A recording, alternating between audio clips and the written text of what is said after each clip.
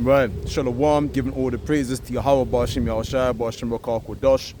Giving honors to the elder apostles of Great Millstone who taught me all I know for the spirit, purpose, and power of Yahweh Bashim Yahushua. Gonna jump straight into it. So when two men do videos or live streams on one another, right?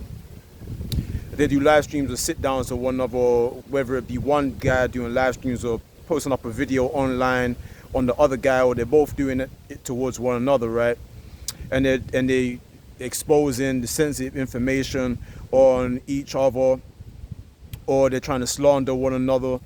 Do you understand what I'm saying? Or they're just making presumptuous claims on one another with the intent to embarrass and humiliate one another. This is feminine. This is bitch-made tendencies. This is bitch-made tendencies. Okay, and you won't see it in yourself, but people that are watching your video will see traits in you, female traits in you that you don't see in yourself, because in Israel, within the Hebrew Israelite quote-unquote community, within the different camps, this is widely accepted. This is almost traditional, that's been passed down from the elders that knew this truth before us, right? It is something that's widely accepted. So even in the men in your own camp won't tell you or probably see it. Why? Because this is widely accepted. Do you understand? So I was having a conversation with a sister, right? Just letting you know this. Had a conversation with a sister, a so-called black woman. She's nearing her 50s. She goes church, right? She's not in the. She's obviously in the world. She goes church. I don't know what Christian sect she's a part of, but she goes church. And church, she's very much church oriented. She's one of those sisters that, you know, this Caribbean, kind of like West Indian, kind of like so-called West Indian type sisters that go to church. And she knows I do this Israelite thing. She knows I do the teaching thing, I do the preaching thing. And I was telling her that this is what men do within the circle of the quote-unquote Hebrew Israelite,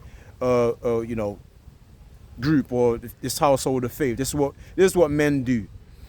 And she couldn't believe it, because she couldn't believe that men actually do that, because in her mind that's something that women do, right? Because remember, she's of a different class. She's got a different class about her. She's got a different class. She wears dresses. She wears a dress. She wears dress. She doesn't dress up like sisters in the world, younger sisters in the world, how they dress up. So she's got a different class, a different ethic. She's almost like she's from a different time.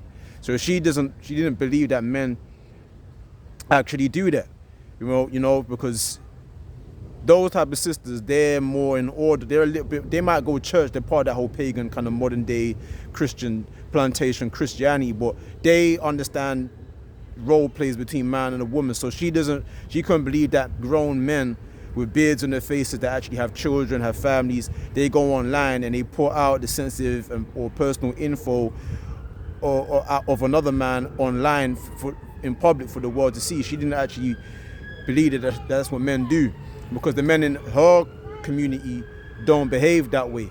So that's probably one thing I'll hand it to the churches, that the churches, they got a greater maturity than a lot of men within the faith. Even the women that are within the churches, they got a bigger maturity of sisters that you see within the faith, because even sisters within the faith, that's you see them in the comment section. You see them in the comment section, you know, supporting that type of stuff. You get what I mean? So yeah, so that's something that I don't notice. But you know, so for example, you got like two men that live in the same country, and live in the same city. A city is like one little dot on a map. So that's how close these two men are in terms of a traveling distance. They could probably reach one another between 45 to an hour maximum. They could go and meet up, especially if they got one another's contact details. But they would much rather do sit downs and live streams, or they'll upload a video online speaking about another man that probably lives 45 to an hour away from him, and with an intent to humiliate the man. This is what you call bitch-made tendencies. Instead of just going meeting up with him and sitting down and say, okay, look, I've heard this about you, rare. Is this true? Certain of my men have said this. Certain information that I have said that this happened, that such and that such has happened, or whatever the case may be. You're teaching this or you're teaching that. What is this true? Is this what's going on, right?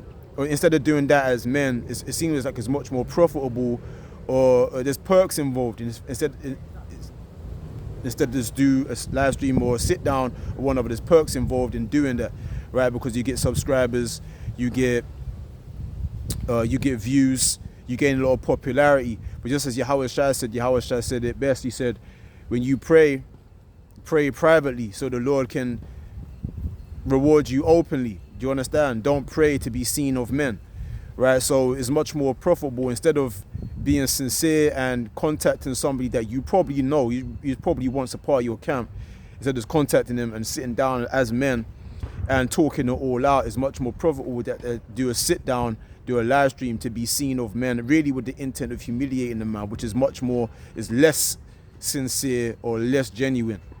Do you understand? Showing you that you didn't really care about the situation.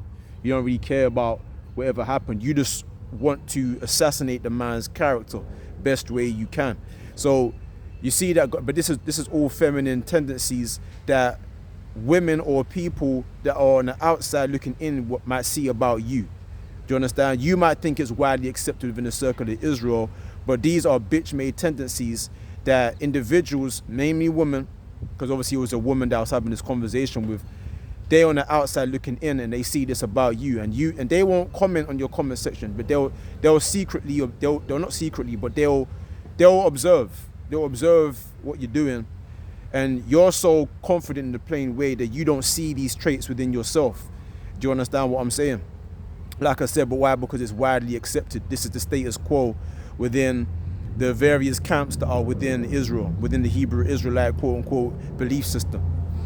Okay, so I just wanted to say that. And so I just wanted to say that we definitely need to be mindful when we do these sit-downs on other men, what intent we're coming with, right? Because like I said, it would be different, for example, if you're doing a sit down on another man that lives probably in a different country, you probably don't know him personally, you don't have his contact details, everything like that. So you do a sit down to raise some public awareness, but obviously not with the, you need to also, even in that, mind your intent and give a balanced overview, a balanced observation on the man, because the man might actually have other good qualities about him, but it's just that he's obviously slipped up on this occasion and he's going off. You know, you might, if you're gonna do that, make sure you balance it out so it's obviously seen that it's not coming from a malicious intent. Okay. So I just wanted to say that as men, we tend not to see the bitch-made tendencies that we have within ourselves, that other people that are not even in the truth, that they can see within us. So, so I just wanted to say that. Shalom.